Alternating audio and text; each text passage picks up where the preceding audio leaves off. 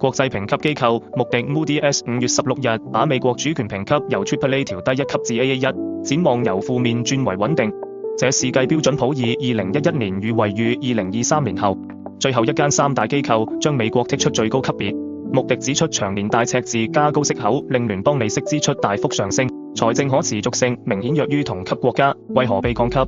結構性赤字疫後開支高企，加上延續減稅政策，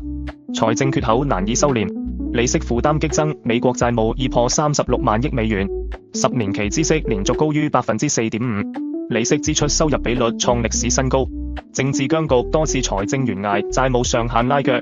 顯示兩黨缺乏長遠削赤共識，即時金融市場反應，美債孳息短線抽高，市場收市後宣布，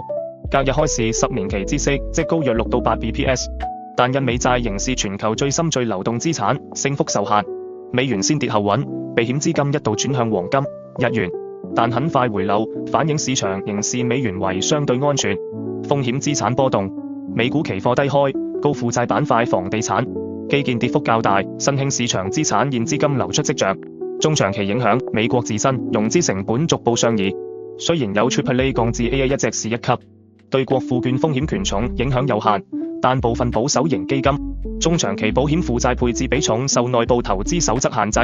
將迫於減持或調倉，利息邊際上升10到15 bps， 每年恐額外增加逾100億美元利息支出。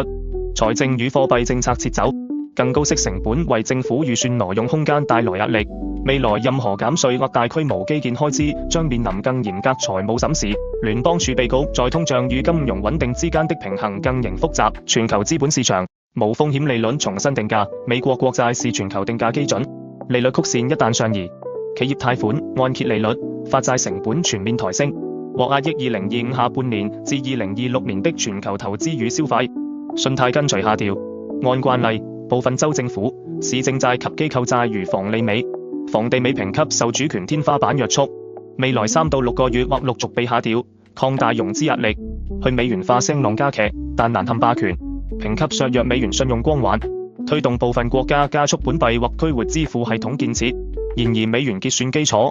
國防實力、資本市場深度短期難以被取代，對香港與亞洲投資者債券殖利率機會，對以保守收益為主的港人理財或保險公司來說，分段加碼高評級美元債可鎖定更高票息，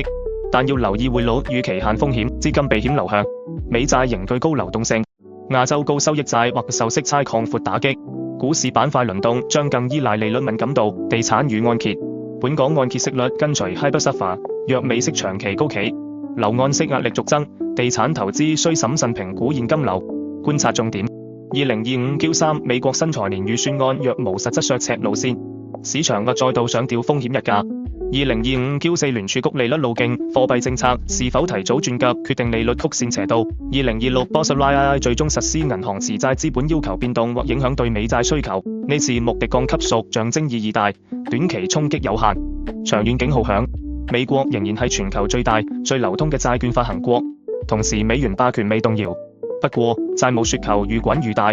加上政治分裂已開始侵蝕財政根基，投資者要識得利用利率波幅鎖定回報，